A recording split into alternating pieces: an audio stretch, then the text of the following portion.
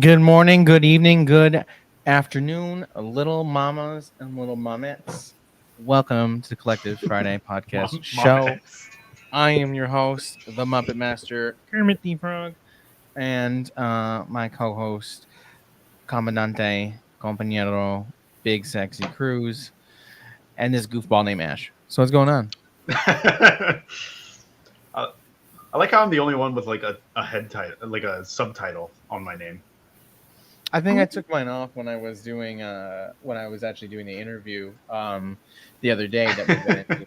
Just because I was like, he doesn't know me, and if my name's like the president or like mommy lover or something like that, that like I can't, It you might know. derail the conversation. Right. I mean, he'd probably like it. We probably think it'd be funny, but like, still, I wouldn't want to do that. But anyway, I'll admit so I haven't watched it yet. here. So, not the first time you showed up on the podcast, Ash, but the first time you've actually showed up as a solo guest. So, what's your deal? Who are you? Why are you here? How'd you get in here? I'm Ash. I am Comrade Ash on TikTok. I yap live almost every day, and Mm-hmm. I was here to talk about prisons. You just here to talk about prisons or talk about business? Oh, prisons. Prisons, okay. I thought you said business, and I was like, I want to make a joke, but I'm not sure if that's what you said. No. Yeah. I So mean, today, in a way, you are talking about business. big brain Tech. thinking Mm-hmm. right there. Yep, exactly. That's what's kept us out of prison. um, for now. But yeah, so basically today's episode is to talk about the prison, a little bit about the prison industrial complex. There's a lot to touch on. I mean, that could be a whole series in itself. So I know we're gonna go into a little bit more of specifics that Ash wants to bring up. So if we don't cover it here, and y'all want to hear us talk about it, y'all want to hear us yap about it, we can talk about it another time. Let me get the banner going on over here. This cat is clawing at me because he wants love from me. All right, cool. So yeah, so a little origin story here. Yeah, Ash is a big professional yapper on TikTok. She hosts lives just about every single day. We used to have beef. That was funny. That's an origin story. Subscribe to the Patreon if you want to hear it. But now here we are on the podcast together, and hopefully by the end of it, she doesn't hate me. So let's keep moving. Red and blue lights on Officer Ivan. Don't ever fucking call me that. Fuck off. Absolutely not. You're no Angelo. I got my Gulag. eyes on you, dog. Gulag immediately. That's disgusting. I'll ban you. So I think to start the show, and why I have this article here. I wanted to touch on from the American Bar Association, giving a little bit of an introduction to like slave codes and the slave patrols and how that eventually, we eventually see sort of the modern police force and how that corresponds into like the beginnings of the into the prison industrial complex. So how to start slave codes and slave patrols. Originating in Virginia and Maryland, the American Slave Code defined slaves from Africa as property rather than as people. That is, without rights. American slave codes were rooted in the slave codes of Barbados. The British established the Barbadian slave code laws to justify the practice of slavery and legalize the planters' inhumane treatment of their enslaved Africans. American policing in the South would begin as an institution, slave patrols, responsible for enforcing those laws as slave uprisings were a threat to social order and chronic fear of plantation owners. The first slave patrols were founded in the southern United States, the Carolina colony specifically. In the early 1700s, by the end of the century, every slave state had slave patrols. According to Dr. Porter, slave patrols accompanied several goals: apprehending escaped slaves and returning them to their owners, unleashing terror to deter potential slave revolts. The disciplining slaves outside of the law for breaking plantation rules, described by Turner et al. Slave patrols were a government sponsored force of about 10 people that was well organized and paid to patrol specific areas to prevent crimes and insurrection by slaves against the white community in the antebellum South. Without warrant or permission, slave patrols could enter the home of anyone, black or white, suspected of sheltering escaped slaves. In modern times, this would be a clear violation of the Fourth Amendment. After the Civil War ended, the slave patrols developed into Southern police departments. Part of the early police post-Civil War duties was to monitor the behavior of newly freed slaves, many of whom, if not given their own land, ended up working on plantations owned by whites, and to enforce segregation policies as per the eras of the new black codes and Jim Crow laws. The first black codes were passed in 1865, shortly after the ratification of the 13th Amendment outlawing slavery. The codes were laws that specified how and when freed slaves could work and how much would be paid. Essentially, the black codes maintained the de facto structure of slavery without formally calling it slavery. Other black codes restricted black rights to vote, dictated how and when they could travel and where they could live. Because many ex-Confederate soldiers had transitioned into working in policing or elsewhere in the justice system, including law enforcement, perpetuated the oppression of African Americans. In 1880s, new forms of black codes known as Jim Crow laws were enacted across southern states. In effect, in 1965, new laws prohibited blacks and whites from sharing public spaces such as school, libraries, bathrooms, and restaurants. The hardships of life for African Americans in the Jim Crow South, and the focus of recent book by Jim Shirkley, Hattie Berg, An American City in Black and White. Perhaps the most infamous image from this era is the separate but equal water fountain for white versus colored individuals, taken in 1950 by Elliot Erwitt in the North Carolina. Blacks who broke the laws or violated norms during the Jim Crow period were often met with brutality at the hands of the police. All right, we're almost done here.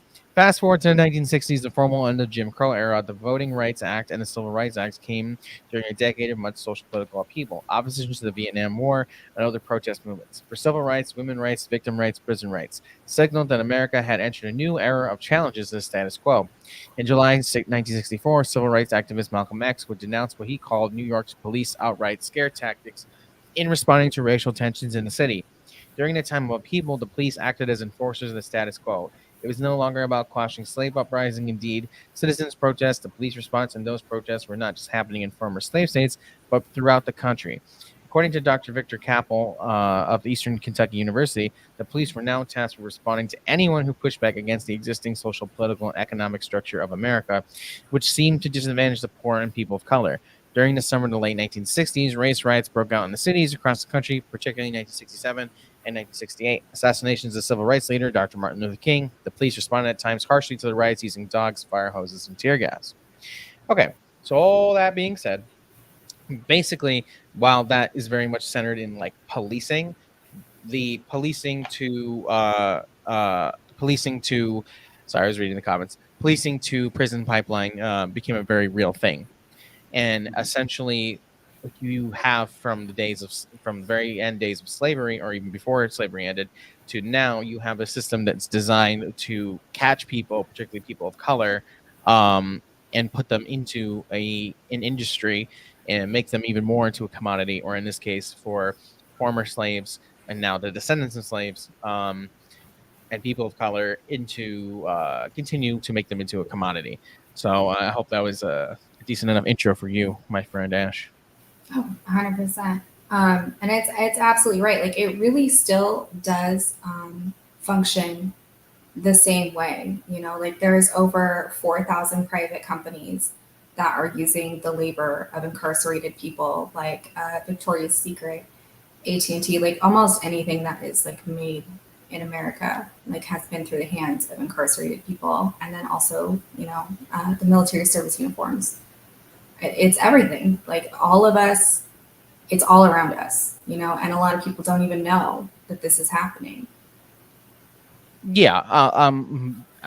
When people say, slavery ended, sure, maybe the idea of chattel slavery or, literal genetic slavery ended, but slavery in itself within the United States did not end. It's just taking on new meaning. And not to just skip through your outline you have here, but in the 13th Amendment, I'm pretty sure it's the 13th Amendment, states that slavery is illegal except as punishment for a crime. And the powers that be, the United States, especially as they were rebuilding the Union, put that in there as a political and economic concession to the southern states as a way for them to rejoin. Because otherwise, there's a good chance they wouldn't have. Right, exactly. And then you would just have a continuing insurrection. But it also just sets the precedent that, the United States as the settler colony, as a colony that allows white supremacy to be supremacy, the dominant form of ideology in this country, it gives credence and legal credence to make sure that the so-called undesirable people would have a legal means to be used as slaves for capitalists. Yeah, 100%. So, Ash, you want to take us a little bit through what you got? Yeah, I'm not 100% sure where I should start. I mean, we can talk about like how they have absolutely no labor protections, like in prison whatsoever. They Mhm. are not allowed to file complaints with OSHA for safety. They're not even protected by the Civil Rights Act. Like they can't even file like a racial discrimination complaint. There really is nothing that they can do. Like this really is slavery. Like this is not hyperbolic whatsoever. This is absolutely forced labor, and if they refuse to work, they are risking being put into solitary confinement, losing their right to commissary, to make a phone call. Like these very basic things that people should be afforded. Yeah. Comrade Stason here got the quote: "All cases of slavery and involuntary servitude, except in cases where it serves as punishment for a duly convicted crime, shall be abolished." 13th Amendment of the U.S. Constitution. Yeah, so right there, you have it. 100% legal precedent to put somebody into slavery.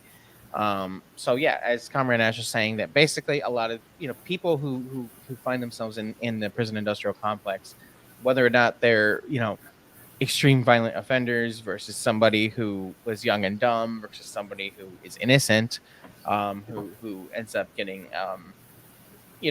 charged for a crime, they are put to work in some cases, are not allowed to basically refuse to work, or they'll be put into like solitary confinement, which is a form of psychological torture, sometimes even physical torture. So you have to work for basically, like, do these people get paid, Ash? Very minimal, like literally pennies, pennies Mhm. per hour, maybe a dollar or two a day, depending on what it is. Like people who like incarcerated firefighters make slightly more. It's still only about a dollar a day. It really isn't anything. It's maybe enough to get a couple of things, maybe something off of commissary or something like that, but it isn't any meaningful amount of money at all. So they're not afforded like a minimum wage protection or anything like that. Like during the National Labor Relations Act in 1935, they were deemed not to be employees whatsoever. Right, because they're slaves. Yeah. Yeah. Um, yeah. I mean, it's literally pennies on the dollar for labor. So like, what kind of jobs do inmates like find themselves in?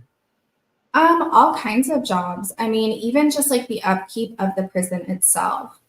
They really do like run the prisons. They're doing the laundry, they're feeding the people, they're doing all the janitorial stuff. But they're also making like products that we purchase. Like I mentioned, like Victoria's Secret earlier, like making underwear, like stuff like that. And then there's also the firefighting, which I can touch on later. Right. Um, so you had mentioned to me in the conversation before the podcast that prisoners are even used to like build the prisons themselves. Yes. Like, for instance, in 1850, when California first became a state, prisoners were held on ships in the San Francisco Bay Area. And they used their labor to actually build San Quentin, which is this like massive prison, like on the Hmm. water. So they're even using their labor to like put them in this position. Yeah, San Quentin is like you said, I think it was the first prison built in California as a state prison, and we actually just did an interview with a former inmate from there named Martise, which if you haven't watched yet, please go back in our videos and watch that. It was a very good interview, very insightful of sort of what life is like in prison, but not just life in prison, but what it's like to be an inmate firefighter. And he gave us a lot of insight into that, because these people are not just making cheap lingerie or license plates. They're actually doing things that are extremely high risk, that you would consider you would need professional training to do. which is fighting fires, in particular the California wildfires. And as Martise explained to me during our conversation, he would be in these massive operations with like thousands of inmates basically being, put out to, dig trenches or chop down trees or, operate equipment, all under, guard at the same time.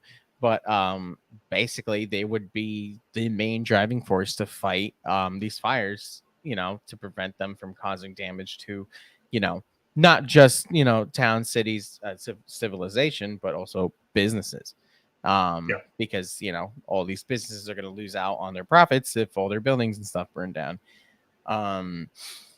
Yeah, so if you haven't watched that video, go ahead and please check it out. But what can you tell me more about this inmate firefighting?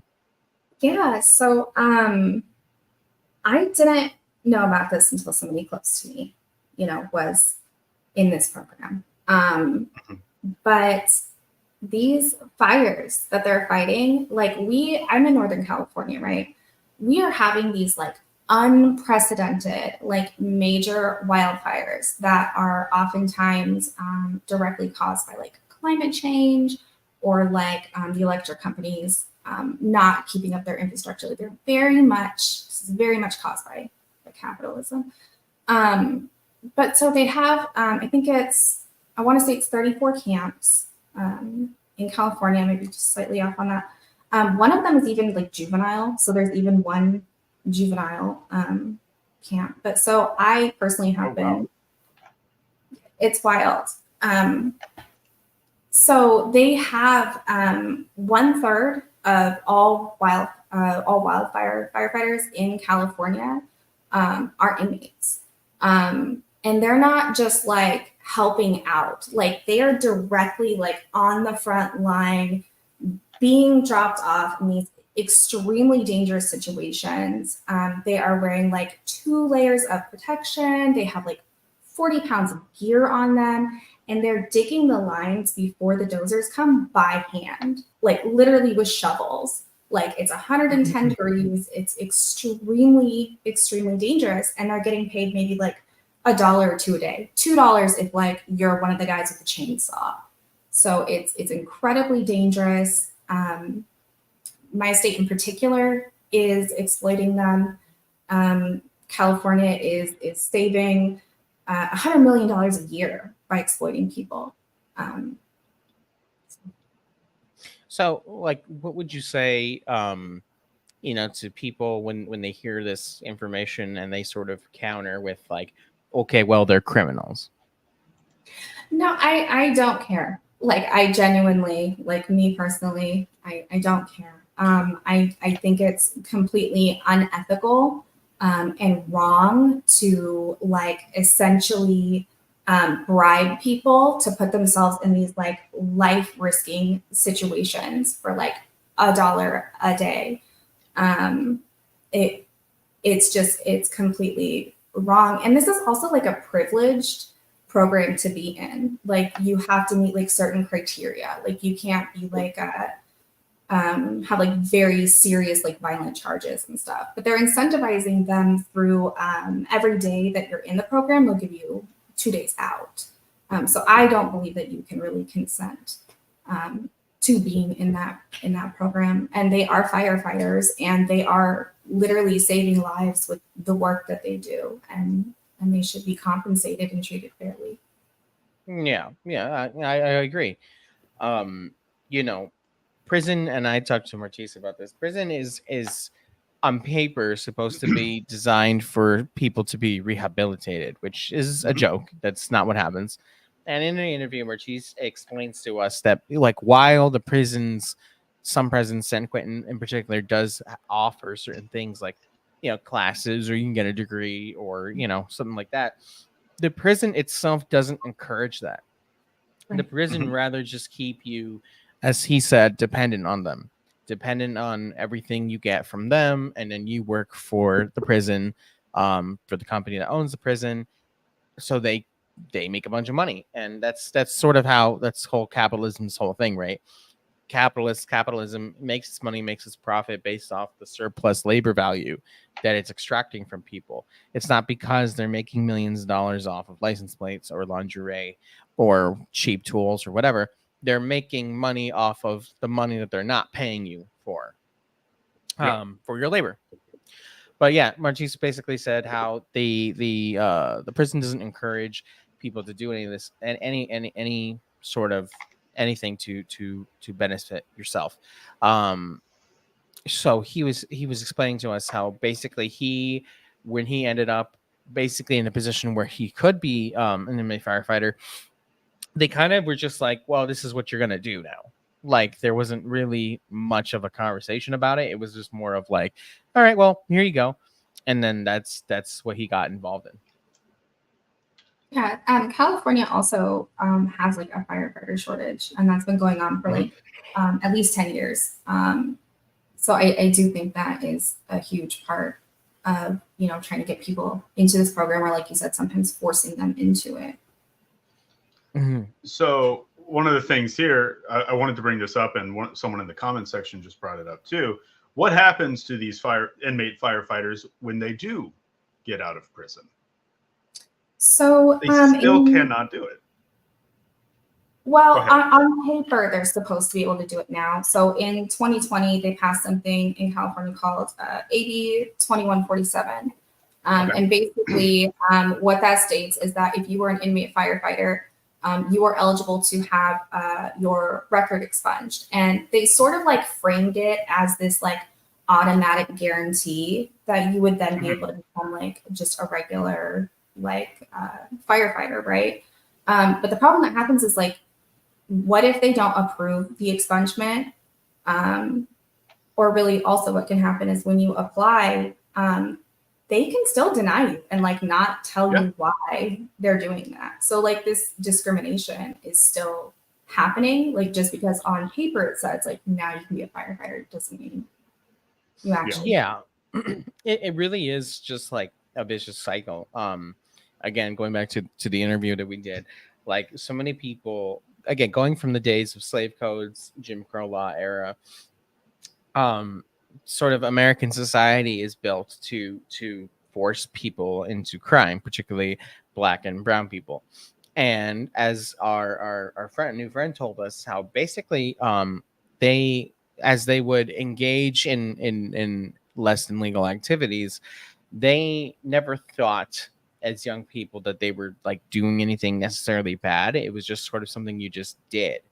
And you know, when you live in a society that encourages that, not because the people around you are inherently built this way to do crime, but because for so many young people there's no hope, there's no future, so you just gonna do what you gotta do to survive, basically, to get to the next day, to deal with your psychological issues, to cure boredom. And then when people get out of prison, like, I mean, it's good that now they're trying to allow people to be firefighters, at least on paper. But what happens, like you just said, like people are still being discriminated against. So as our friend Martise put it, a lot of people he saw leave prison, came right back a couple months later because they didn't know how to cope. They didn't know what to do. So speaking more about like what actually happens inside the prison. So you've mentioned that they that prison inmates who do this kind of labor are not considered employees, and they still try to unionize and organize their labor anyway. So can you tell me more about this article that you have in the outline? Yeah, I found this really great article. It was in the Texas Observer. It is called "Prison Laborers Want a Seat at the Table, Even if They're Shackled to the Chair." And the whole article is about how they have no right to unions, and even though they have no right to unions, they're still trying to organize labor. And there is an arm of the IWW that is part of this. Let me find that. I think it's incarcerated. Sorry.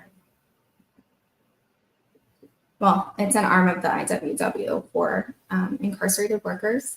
And they reach out to other inmates and other prisons. They're writing articles, they're going on podcasts, and they are like actively organizing strikes and withholding their labor, and they're really risking a lot to do this. They can get, longer sentencing. They could get it added onto their sentence. They could be put in solitary. We went over that already, but and they do get like some small concessions here and there, but they are trying to organize their labor. And there was like one person in particular that I thought was really interesting, named Comrade C, and he's been in there for close to 2 decades. And it says that he had reached out to like over 1,000 other incarcerated people. So Wow. Yeah. I have the article here actually. If you give me 2 seconds, we can go through some of it.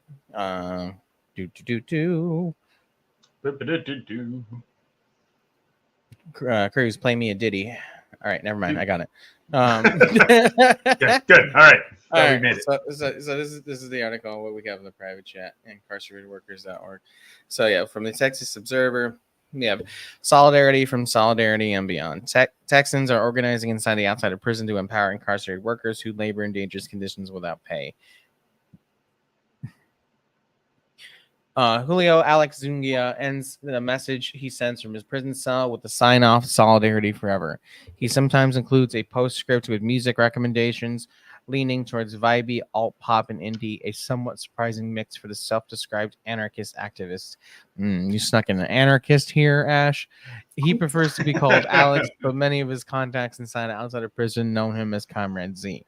He's the man who has been at the memorial unit formerly called Darrington, a 1,600-bed state prison in southeast Texas, points when he asked about organizing on the inside.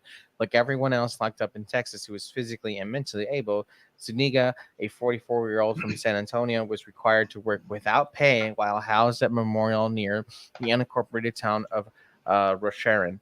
From 2018 to 2023, he tended livestock and labored in the agricultural fields where he cut weeds and harvested carrots, cabbage, and onions. Before these fields were owned by the Texas Department of Criminal Justice, they were plantations lands worked by slaves. So, yeah, exactly. Like this is what I'm saying. Like the one-to-one comparisons between slavery and chattel slavery versus prison slavery are there. I mean, they're literally using the same lands that were used by chattel slaves.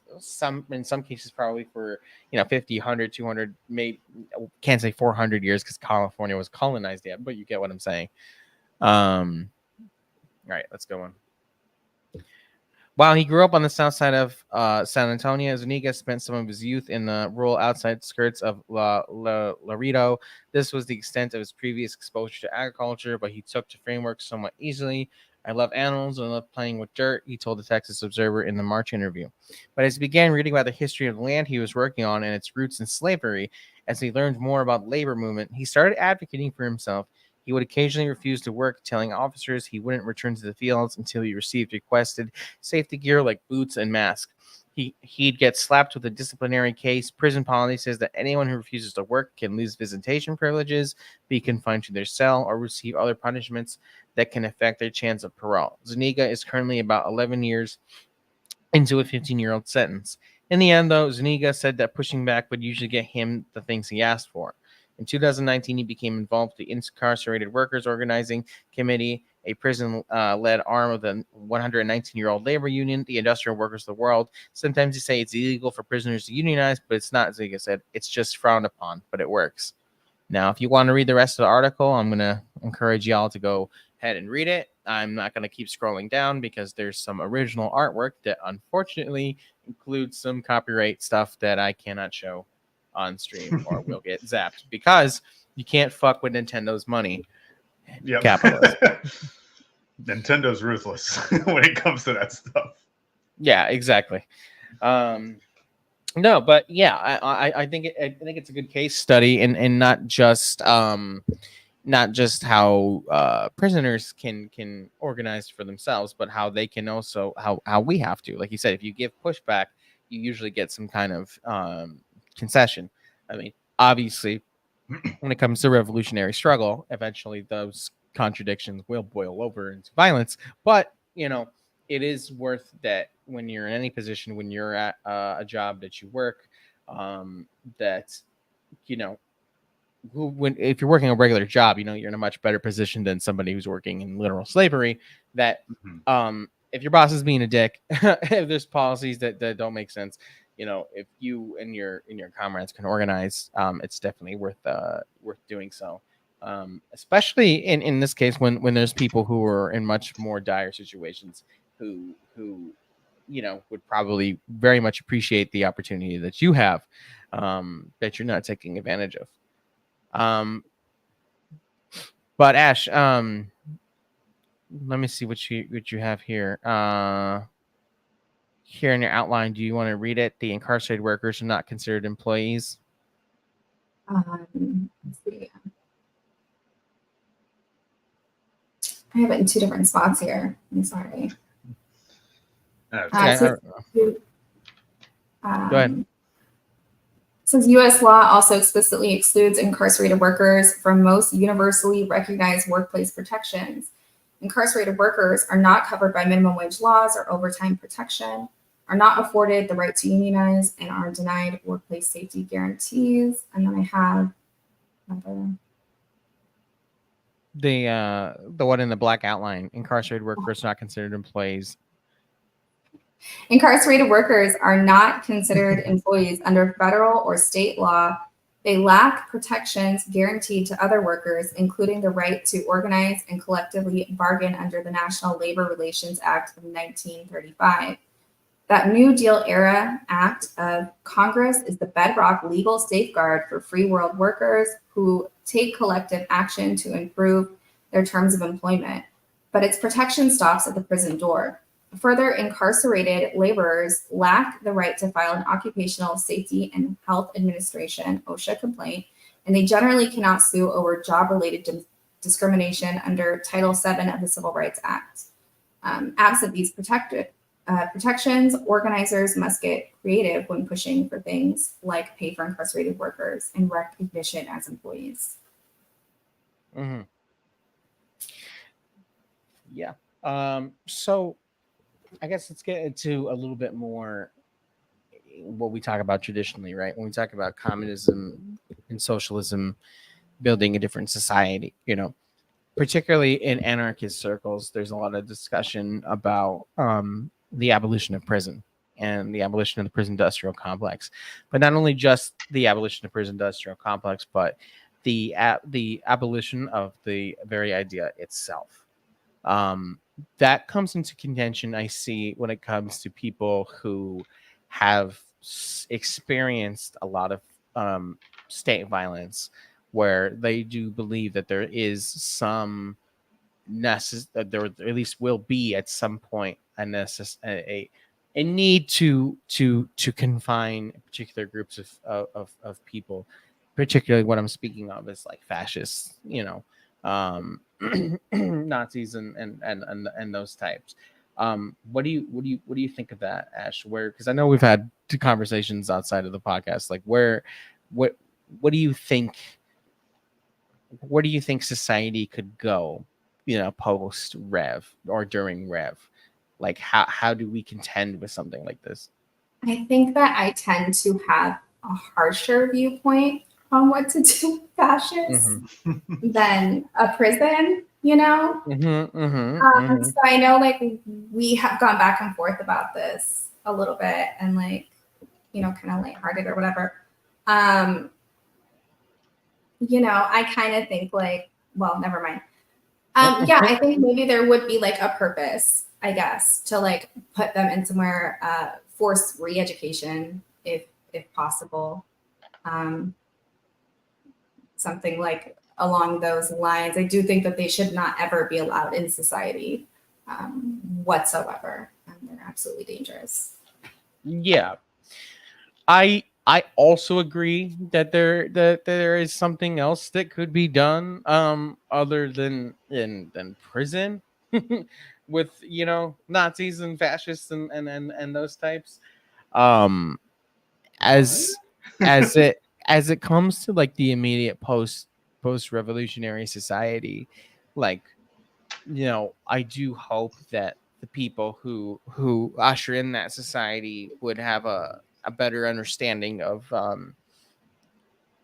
not perpetuating the abuse that continues to go on in the American prison system. And I think a lot of the abuse that we do see, particularly from correctional officers and wardens and stuff, is because unfortunately those people are also working class people, and they're afflicted with the same kind of alienation and disparities that the other working class, or in this case the lumpen proletariat, is experiencing. So when you're working this, probably not a great job, as a prison guard, um, trying to feed your family, trying to survive in a capitalist society, and you're alienated from your own, I mean, it's not labor in this case, so I'm using labor loosely, alienated from your work, you just sort of take your frustration out on these people who you're conditioned to not see as people. You're conditioned to see them as cattle, as commodities. So that's where a lot of this abuse comes from. People being beat, people being thrown into some solitary confinement, rape, things like that.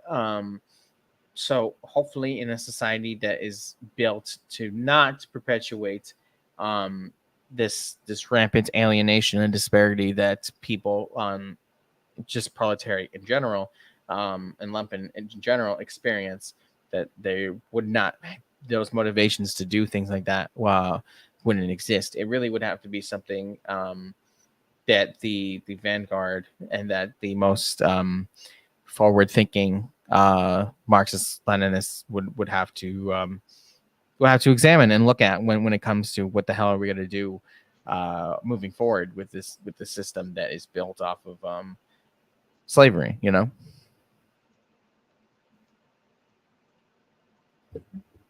I'm pulling something up real quick while All right. continue. I'm trying to get a number, and I want to make sure I get the number right. Okay. So, okay. I found it. Kind of. Yeah. Go ahead. It's a rough estimate.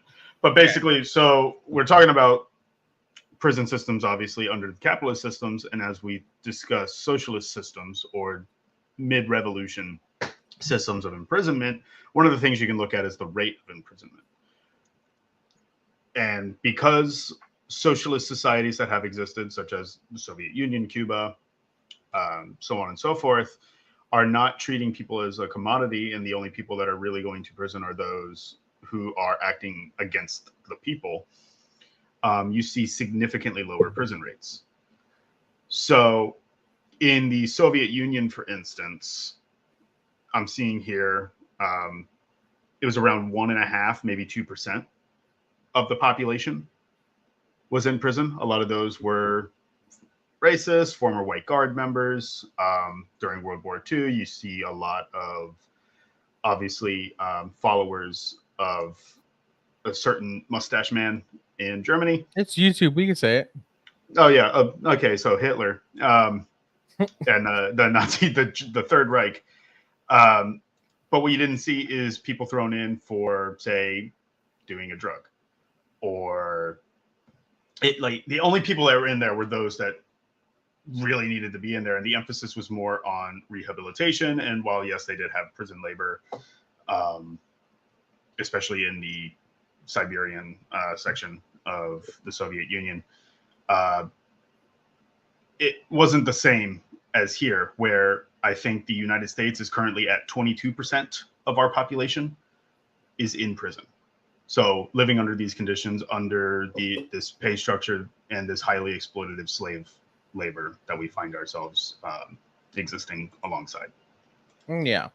I mean, we have what? I think it's 15% of the world's population or something like that in prison. It's some astronomical number like that. It's like 25. Yeah, like we have like a quarter of the population in prison. No, not of the United States, of the world. No, of I'm saying of the world. Like of the prison population of the world. Well, damn. So we have like 20. It's like 22% of the U.S. population, but like 25% of the global prison population is in the United States. Yeah. That was a lot more than I thought. I was thinking like 15. Yeah, it's ridiculous. Yeah. Well, it goes to show you just how much of a money making machine that it is, that that capitalism seeks to extract from these people, and these are the people that we have to we also have to consider when we're organizing, that we reach out people who are on the inside and on the outside. Um, so many of our our so-called heroes, when it comes to, I don't mean so-called as in sarcastically, just the people that, great man theory stuff, what I'm trying to Yeah. say. Like Che Guevara and Fidel, like they were in prison too. Lenin got kicked out of the country. Like, like these are people who who have experienced these things, and just by default, people going to, into the prison system, especially people who don't know really, why they do what they do. They are people who have potential, a lot of revolutionary potential. Another thing I want to add that Margis talked about with me was he was talking about how there was a moment where, so every couple of years when you're in prison, you basically go before like a panel, and they basically are like, are you staying longer, are you getting reduced sentence, like what are we doing? So basically he went to talk to these people, and they were bringing up charges that were dismissed back in the 90s, after he was in prison for already a couple years. And he was like, no, this was dismissed, why are we talking about this again?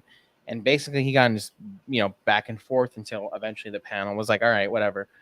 And I brought up this point where, like, basically, like, I imagine those kind of conversations are very, like, emotionally, like, heightened.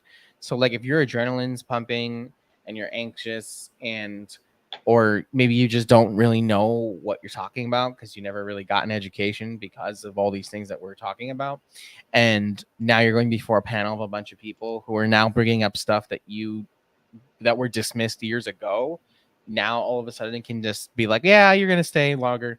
Like, how many times has that happened, to keep people in prison for longer and longer periods of time in order to extrapolate more wealth from them? Like I imagine there's thousands of stories like that. Yeah. Of people just being arbitrarily, extended sentencing. Yeah, absolutely. And then, and expands farther than that. Like, for those of you who have been paying attention, a man named Marcellus Williams was just put to death, even though evidence has proven that, yeah, he basically was charged for murder, but evidence has come to light that he did not do this crime. And when they appealed to the governorship, they appealed to the Supreme Court, and everyone was basically like, nah, he's still gonna die. and they put him to death anyway.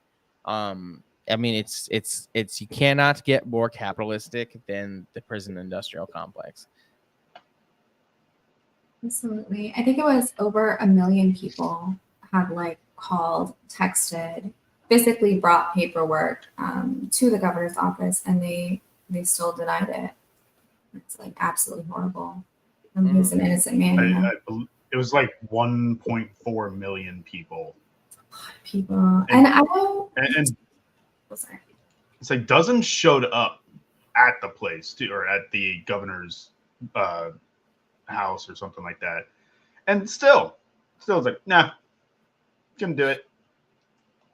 Yeah, and I didn't catch. I don't recall seeing like Harris, Biden, Trump. I don't recall seeing like any of them speaking out or trying to like use their influence to try They're to not stop going it to. from happening. I believe there was something that AOC where she didn't address it by name or anything like that. Too cowardly to do that. All she said was the death penalty needs to be abolished. That was like the extent of anything I had seen from any of these politicians. No call to action, no call for clemency, no call to stay the execution. Just that was it. They're like, this is going to happen. Can't stop. And they're not going to try to stop it. Yeah. Yeah. I'm reading here after re-examining the case to the potential for new possible exonerating evidence to arise with the advent of advanced DNA testing and suspicions of racial bias in the selection of jurors, which according to New York Times included 11 white jurors and 1 black juror, after the original prosecutor struck 6 of the 7 prospective black jurors, led current St. Louis County Prosecutor Wellesley Bell to seek to overturn Williams' conviction. So yeah, he went to prison in 2001, and he basically for the last 23 years maintained his innocence, and he was put to death anyway, regardless of what the majority of people who were speaking out were saying. And it just goes to show you know how, again, this system is just simply designed to either you labor for us or we'll kill you, you know. And or we'll just make you out to be an example. But I do want to make a correction. Yeah. So I did get some numbers confused. So okay. The 22% is that number for how many of the global prison population. It's around 22% is the U.S. In the U.S., Americans, about 0.7% of the population is currently behind bars. Okay. And some articles are expecting, because of the way the rate, I think I was looking at a rate at which they've increased since like 1970. And they continue to say that if it continues at the current trajectory of imprisonment, it could go as high as 5% of the population behind there if it continued at that rate. And so the U.S. houses 2.3 million prisoners of 11 million in the world that are in prison. The next leading is 1.6 million in China, which obviously China has nearly 2 billion people. Yeah, that's crazy. That's crazy. I don't know. It's just gross. I don't really know how to put it. But that's capitalism, you know. That's the system that we live in, unfortunately. But I think we've done enough yapping. Can I plug a video real quick for those that want to explore more? It is not a Kollectiv video. It is not made by anyone associated with Kollectiv in the slightest. But it is a fantastic video on this subject: why the justice system is broken, by FD Signifier, over on YouTube. Fantastic deep dive. It is about 2 hours long, so buckle up, grab some snacks, and learn about the corruption of the U.S. prison system. FD, actually, if I could glaze FD up a little bit, has a lot of fantastic videos. Yes, it's about like the prison industrial complex, policing, being black in America, leftist politics. I'm pretty sure he's a Marxist, but he just doesn't say it. But but yeah, he's a very, very, very excellent YouTuber. Ash, do you have any final words or comments? No, I just want to say thank you so much for having me, and I just appreciate you guys so much. No, it's always great to see you. You too. All right, want to play us out, Lumpinator?